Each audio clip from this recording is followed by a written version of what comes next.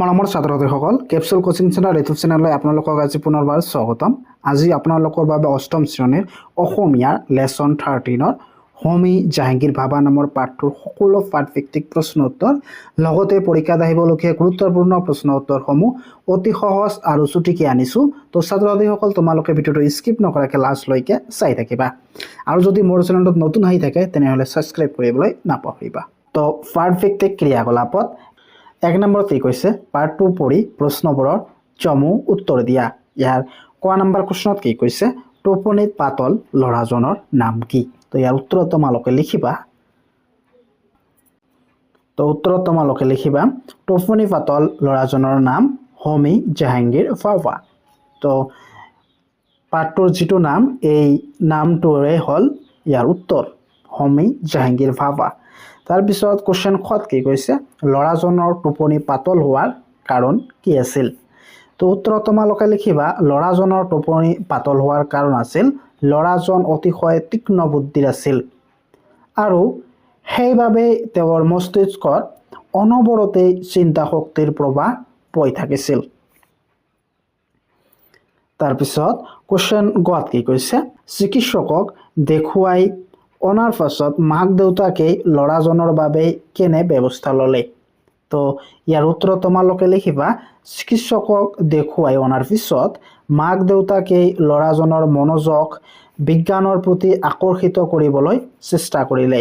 সেইবাবে তেওঁলোকে ঘৰতে বিজ্ঞানৰ কিতাপ পত্ৰৰে গ্ৰন্থাগাৰ এটা খুলি দিছিল আৰু সেই কিতাপ পত্ৰবোৰ ল'ৰাজনৰ সংগী হৈ পৰিছিল।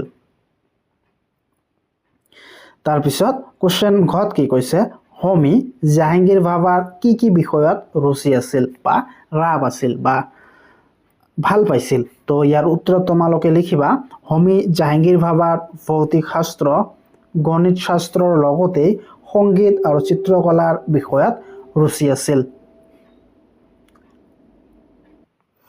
তাৰপিছত 9 নম্বৰ কোৱেশ্চনত কি আছে তেখেত লণ্ডনলৈ কিয় গৈছিল?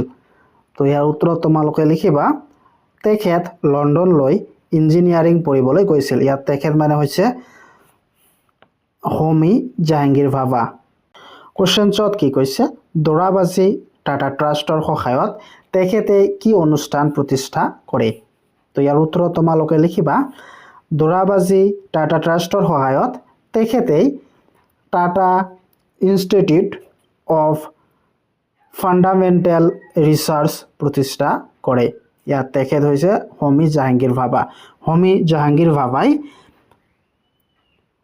দৰাবাজি টাটা ট্ৰাষ্টৰ সহায়ত Tata institute of fundamental research প্ৰতিষ্ঠা কৰিছিল।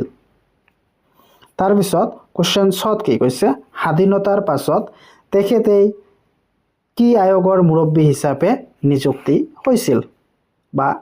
হৈছিল? তো ইয়াৰ উত্তৰত তোমালোকে লিখিবা স্বাধীনতাৰ পাছত হোমী জাহাংগীৰ ভাবাই পৰমাণু শক্তি আয়োগৰ মুৰব্বী হিচাপে নিযুক্ত হৈছিল। স্বাধীনতাৰ পাছত তেখেত পৰমাণু শক্তি আয়োগৰ মুৰব্বী হিচাপে নিযুক্ত হৈছিল। তাৰপিছত বৰ্গীয়ত কি কৈছে তেখেতৰ প্ৰতি শ্ৰদ্ধা জনাই কি অনুষ্ঠান প্ৰতিষ্ঠা কৰা হৈছিল? তো ইয়াৰ উত্তৰত তোমালোকে লিখিবা তেখেতৰ প্ৰতি শ্ৰদ্ধা জনাই ভাবা পাৰমাণৱিক গৱেষণা কেন্দ্ৰ প্ৰতিষ্ঠা কৰা হৈছিল। হোমী জাহাংগীৰ ভাৱাৰ প্ৰতি শ্ৰদ্ধা জনাই ভাবা পাৰমাণৱিক গৱেষণা কেন্দ্ৰ প্ৰতিষ্ঠা কৰা হৈছিল।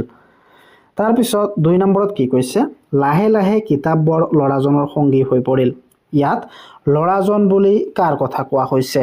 কিতাপবোৰ কেনেদৰে তেখেতৰ সংগী হৈ পৰিল বুজাই লিখা। তো ইয়াৰ উত্তৰত তোমালোকে লিখিবা ইয়াত ল'ৰাজন বুলি হোমী জাহাংগীৰ ভাৱাৰ কথা কোৱা হৈছে। যেতিয়া টোপনি পাতল ল'ৰাজনক মাক দেউতাকে চিকিৎসকৰ ওচৰলৈ লৈ গৈছিল তেতিয়া চিকিৎসকে তেওঁৰ মস্তিষ্কত অনাবৰতে চিন্তা শক্তিৰ প্ৰবাহ বৈ থকাৰ কথা কৈছিল।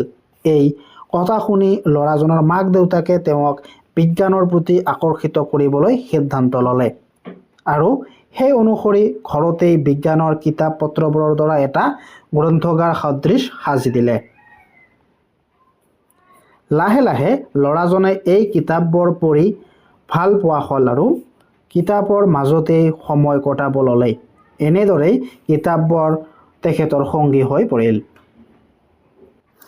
তাৰপিছত 3 নম্বৰ কুৱেশ্যনত কি কৈছে, হোমী জাহাংগীৰ বাবাৰ সপোন কি আছিল? এই সপোন কিয় ফলৱতী নহ'ল বা ফলপ্ৰসূ নহ'ল? তো ইয়াৰ উত্তৰত তোমালোকে লিখিবা, হোমী জাহাংগীৰ বাবাৰ সপোন আছিল ভাৰতবৰ্ষক পাৰমাণৱিক শক্তিৰ ক্ষেত্ৰত এখন জাকত জিলিকা দেশ হিচাপে পৰিণত কৰা। এই বিষয়ে তেখেতে সদায় ৰঙীন সপোন দেখিছিল। এই সপোন ফলৱতী হোৱাৰ আগতেই তেখেতৰ এক বিমান দুৰ্ঘটনাত পতিত হৈ মৃত্যু হৈছিল।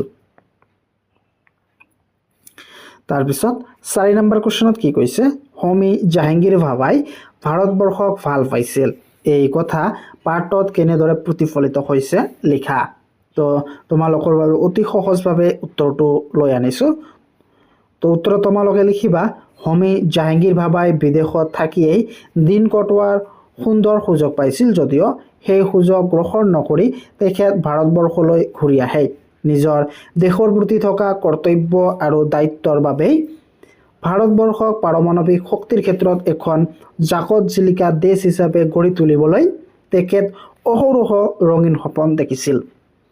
দৰাবাজি টাটা ট্ৰাষ্টৰ সহায়ত তেখেতে Tata institute of fundamental research প্ৰতিষ্ঠা কৰে। ভাৰতক পাৰমাণৱিক শক্তিৰ ক্ষেত্ৰত জাকত জিলিকা দেশত পৰিণত কৰাৰ বাবে তেখেত বিভিন্ন পৰিকল্পনাও কৰিছিল। গতিকে ইয়াৰ দ্বাৰাই তেখেত যে ভাৰতক ভাল পাইছিল সেই কথা প্ৰতিফলিত হয়। তাৰপিছত 5 নম্বৰ কুৱেশ্যনত কি কৈছে, হোমী জাহাংগীৰ বাবা পাঠত থকা বিভক্তি যুক্ত শব্দবোৰ বাছি উলিওৱা। তো ইয়াৰ উত্তৰত তোমালোকে লিখিবা, হোমী জাহাংগীৰ বাবা পাঠৰ বিভক্তিযুক্ত শব্দবোৰ হ'ল কালত শিশুসকলৰ বহুদিনলৈ দেউতাকক, ল'ৰাজনৰ চিকিৎসকৰ, বিজ্ঞানৰ, চিত্ৰকণৰ, বিদেশত, দেশৰ সহায়ত আৰু গেলাৰীত। এই সকলোবোৰ হৈছে বিভক্তি।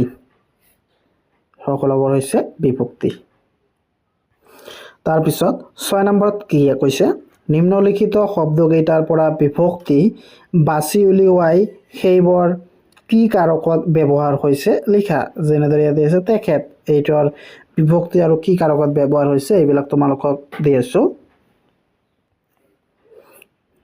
তেখেত এইটো হ'ল প্ৰথমা বিভক্তি আৰু কৰ্তা কাৰক। তাৰপিছত শিশুজনক এইটো হৈছে দ্বিতীয় বিভক্তি আৰু কাৰকটো হৈছে কৰ্মকাৰক। তাৰপিছত কিতাপ পত্ৰৰে এইটো হৈছে তৃতীয় বিভক্তি আৰু এইটো হৈছে কি, কাৰকটো হৈছে কৰণ কাৰক। ভাৰতলৈ এইটো হৈছে চতুৰ্থ বিভক্তি আৰু এইটো হৈছে সম্পাদন কাৰক। তাৰপিছত চিকিৎসকৰ এইটো হৈছে ষষ্ঠী বিভক্তি আৰু ইয়াৰ কাৰকটো হৈছে সম্বন্ধ কাৰক। তাৰপিছত শৈশৱ কালত এইটো হৈছে সপ্তমী বিভক্তি আৰু ইয়াৰ কাৰকটো হৈছে অধিকৰণ কাৰক।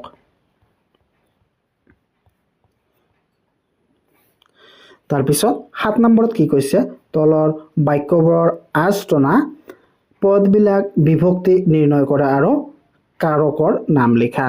তো ইয়াত আঁচ টনা যিবিলাক শব্দ আছে ইয়াৰ বিভক্তি নিৰ্ণয় কৰিব দিছে আৰু ইয়াৰ কাৰকবিলাকো নিৰ্ণয় কৰিব দিছে।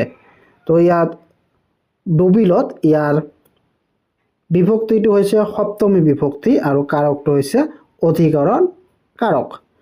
তাৰপিছত ৰহিমে কিতাপ পঢ়ে, ইয়াৰ কিতাপৰ বিভক্তিটো উলিয়াব লাগে। কিতাপৰ বিভক্তি হৈছে শূন্য বিভক্তি আৰু ইয়াৰ কাৰকটো হৈছে কৰ্মকাৰক। তাৰপিছত দুখীয়াৰ প্ৰতি দয়ালু হবা, ইয়াৰ দয়ালুটো হৈছে ষষ্ঠ বিভক্তি আৰু কাৰকটো হৈছে সম্বন্ধ কাৰক। এইখন মোৰ দেশ, এই মোৰটো হৈছে ষষ্ঠী বিভক্তি আৰু কাৰকটো হৈছে সম্বন্ধ কাৰক। তাৰপিছত আমাৰ পৰীক্ষালৈ আৰু বেছি দিন নাই, পৰীক্ষালৈ এইটো হৈছে চতুৰ্থী বিভক্তি আৰু কাৰকটো হৈছে সম্প্ৰদান কাৰক।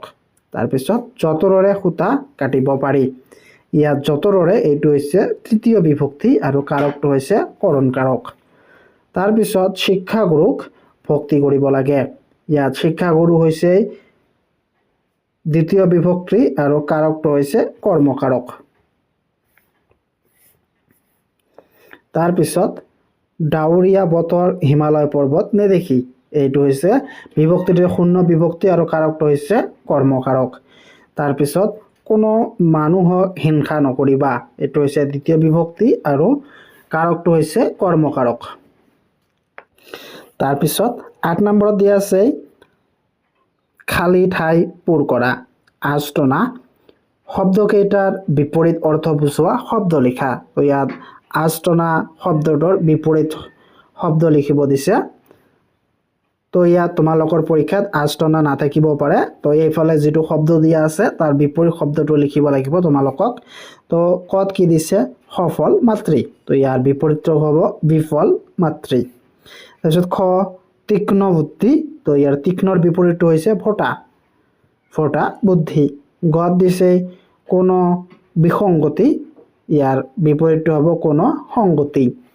তাৰপিছত ঘ পাঠ অন্তৰ্ভুক্ত, ইয়াৰ বিপৰীতটো কি হৈছে? পাঠ বহিৰ্ভুক্ত। উঙ তেখেতৰ মৃত্যু হৈছিল, ইয়াৰ বিপৰীতটো হ'ব তেখেতৰ জন্ম হৈছিল। চ বৃদ্ধি পাইছিল, ইয়াৰ বিপৰীত কি হ'ব? হ্ৰাস পাইছিল। 9 নম্বৰত দিয়া আছে বাক্য ৰচনা কৰা। তো প্ৰথমত কি আছে? অৱদান। স্কুলখনৰ নাম উজ্জ্বল কৰাত শিক্ষকসকলৰ যথেষ্ট অৱদান আছে। তাৰপিছত ধাউতি, ল'ৰাজন পঢ়াৰ প্ৰতি থকা ধাউতিৰ বাবে শ্ৰেণীত প্ৰথম হৈছে। তাৰপিছত জাকত জিলিকা, সিহঁতৰ ঘৰৰ ফুলনিখন চুবুৰীটোৰ ভিতৰতেই জাকত জিলিকা। আশ্বাস, মন্ত্ৰীয়ে তেখেতক সহায় কৰিব বুলি আশ্বাস দিছিল। তাৰপিছত গৱেষণা কৰাৰ বাবে তেওঁ আমেৰিকালৈ গৈছিল। সিদ্ধান্ত, মই কাইলৈ ঘৰলৈ যাবলৈ সিদ্ধান্ত লৈছোঁ। তাৰপিছত 10 নম্বৰ কি? যুক্তাক্ষৰ বহুৱাই শব্দটো সম্পূৰ্ণ কৰা। কণ্টক, উপলব্ধি, নিশ্চয়। তো এই খালী ঠাইবিলাকত যুক্তাক্ষৰ বহুৱাব লাগে। তাৰপিছত বিস্তৃত, বিশেষত্ব, গ্ৰন্থগাৰ, প্ৰতিজ্ঞা, মন্ত্ৰপুত আৰু লাষ্টৰটো কি? ইন্ধন।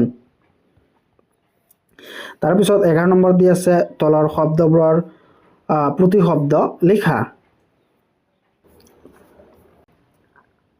সংগী, লগৰী, তীক্ষ্ণ, প্ৰখৰ। প্ৰতিশব্দ মানে সমৰ্থক শব্দৰ নিচিনা। তাৰপিছত প্ৰধান, মুখ্য, গ্ৰন্থ, কিতাপ, কিৰণ, ৰশ্মি, চিকিৎসক, ডাক্তৰ।